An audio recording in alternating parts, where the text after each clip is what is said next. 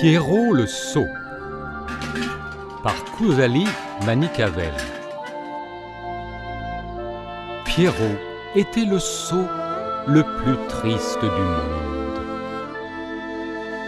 Il avait fait jadis la fierté du jardin. Le jardinier aimait à le balancer par son anse solide pour aller chercher de l'eau. « Quel beau sot !» disait-il. Mais le temps passa, et Pierrot le sot fut percé. Il devint soudain inutile. À quoi bon un sot percé?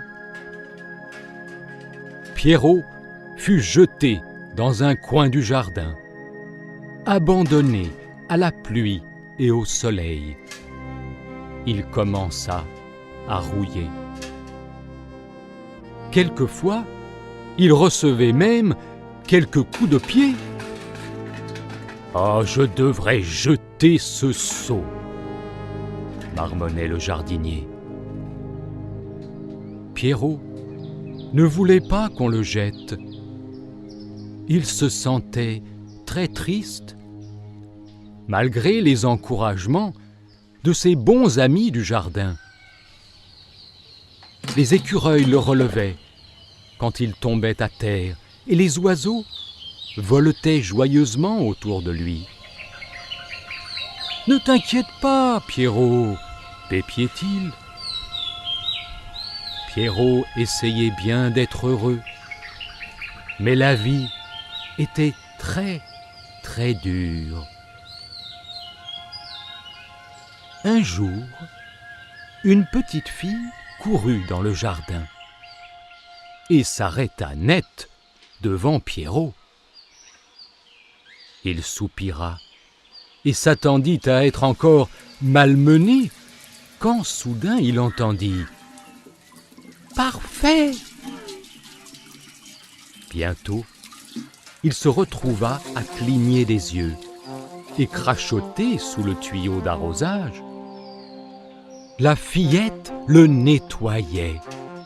Il sentit toute sa rouille se décoller et son moral remonta. « Oh, mais tu es troué au fond !» s'écria la fillette en regardant à l'intérieur. « Encore mieux !» Pierrot n'en croyait pas ses oreilles. Voulait-elle d'un seau avec un trou? La fillette l'emmena sur la véranda, le remplit de bon terreau et y planta une petite rose. « C'est un bébé rose, » dit-elle à Pierrot. « Tu dois m'aider à en prendre bien soin, d'accord ?» Pierrot était si heureux. La fillette voulait vraiment de lui. Elle lui avait même demandé de prendre soin de sa petite rose. Il éclata presque de joie. Il se redressa fièrement, tandis que travaillait la fillette. Elle plaça Pierrot avec soin au meilleur endroit de la véranda. C'était un coin agréable, à l'abri du vent et de la pluie.